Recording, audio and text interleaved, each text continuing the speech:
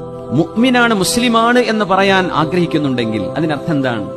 അല്ലാഹുവല്ലാതെ ആരാധനക്കർഹനായിട്ട് ആരുമില്ല. ഇത് എവിടെ നമ്മൾ കോംപ്രമൈസ് ചെയ്യുന്നുണ്ടോ നമ്മൾ ഇസ്ലാം എന്ന് പുറത്താ. നമ്മൾ സെക്യുലർ ആയിരിക്കാം, നമ്മൾ അങ്ങനെ മോഡേൺ ആയിരിക്കാം, നമ്മൾ അങ്ങനെയൊക്കെ ആവാൻ പറ്റും, മുസ്ലിം ആവാൻ പറ്റില്ല.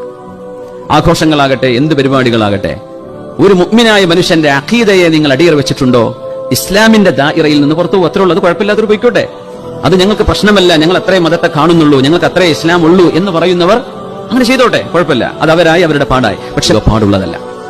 ആര് ചെയ്താലും അത് അവര് ചെയ്തല്ലോ ഇവര് ചെയ്തല്ലോ അത് ദീനിൽ തെളിവല്ല. ദീനിൽ തെളിവ് പരിശുദ്ധ ഹബീബും പരിശുദ്ധ ഖുർആനും അഇമ്മത്തുൽ അർബഅ പഠിപ്പിച്ചു തന്ന ഫിഖഹിന്റെ ഉലമാഉമ അവർ പറഞ്ഞോ എങ്കിൽ നമ്മൾ അത് സ്വീകരിക്കും. അവർ പറയാത്തിടത്തോളം കാലം ഇന്നാള് ചെയ്തില്ലേ, അവര് ചെയ്തില്ലേ, ഇവര് ചെയ്തില്ലേ, അത് ദീനിൽ തെളിവല്ല. അവരും പടച്ചോനായിക്കോട്ടെ. ശരീഅത്ത് ഇന്നതാണെന്ന് വാതുറന്ന് പറയാൻ പണ്ഡിതന്മാർ വരെ മടിക്കുന്ന കാലമാണ്. പേടിയാണ്, സെക്കുലർ അല്ലാതെ പോകുന്നു. വമൻ യതവക്കൽ അലല്ലാഹി ഫഹുവ ഹസ്ബുഹ്. അല്ലാഹുവിനെ ഭരമേൽപ്പിക്കുന്ന ആളുകൾക്ക് അല്ലാഹു മതി. ഇസ്ലാം തുടങ്ങുമ്പോൾ കുറച്ച് ആൾക്കാരേ ഉള്ളൂ. ഇനി അന്ത്യനാളിനോട് അടുക്കുമ്പോൾ ശരിയായ വിശ്വാസത്തിലും അഖീദയിലും ജീവിക്കുന്ന ഒരു ചെറിയ വിഭാഗമേ ലോകത്തുണ്ടാവുകയുള്ളൂ. അങ്ങനെ ഇവരുള്ളൂ. ഏലിയനായിട്ട് തോന്നും എന്ന് പറഞ്ഞാൽ ഇതെന്താ ഇങ്ങനെ, ഇവരെന്താ ഇങ്ങനെ ഒരു കൂട്ടര്, ഇവരെന്താ ഇങ്ങനെ എന്ന് തോന്നുന്നൊരവസ്ഥ വരുന്ന.